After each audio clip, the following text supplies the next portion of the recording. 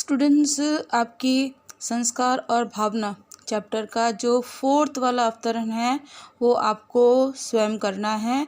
दुनिया ने दांतों तले उंगली दबाकर कहा था।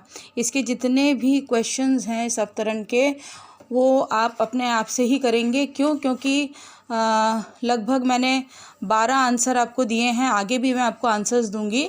तो जितने भी क ख ग घ क्वेश्चंस हैं वो आप अच्छे से लिख पाएंगे और जो पहले हमने क्वेश्चंस के आंसर लिखे हैं उनमें आपको इनके आंसर्स मिल जाएंगे, तो आप इनको ज़रूर करेंगे। तो आज 5वां अवतरण हम करेंगे।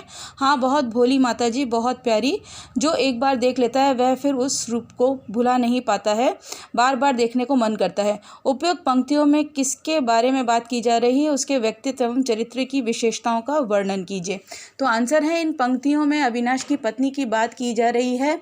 उमा माँ के सामने उसकी प्रशंसा करते हुए कहती है कि वह बहुत ही भोली और प्यारी है। जो उसे एक बार देख लेता है उस रूप पर मंत्र मुग्ध हो जाता है। उसकी बड़ी बड़ी काली आंखें और उसमें शैशव की भोली मुस्कुराहट देखने वाले को लुभाने लगते हैं और उसकी बड़ों के प्रति आदर की भावना के तो अतुल और उमा भी कायल हो गए हैं। कायल हो गए हैं मतलब फिदा हो गए हैं, मतलब उनको लुभा गया है उसका वो व्यवहार।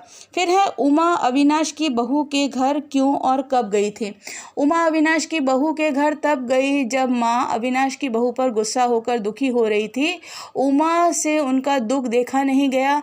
वह माँ को इस तरह दुख में जीवन जीते नहीं देख सकती थी, इसलिए वह माँ को बिना बताए वहाँ गई थी। दरअसल उमा उससे मतलब अविनाश की पत्नी से लड़ने के लिए वहाँ गई थी, क्योंकि उसी की वजह से एक बेटे ने अपनी माँ से दूर रहने का फैसला लिया था, जिससे माँ को बहुत दुख पहुँच रहा था।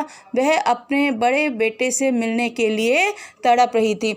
तो ये दोनों आंसर्स आप अपनी कॉपी में लिखेंगे। उससे पहले पिछला वाला जो अवतरण है, चौथा अवतरण, उसको आप लिखेंगे। उसके बाद आप 5वां अवतरण लिखेंगे।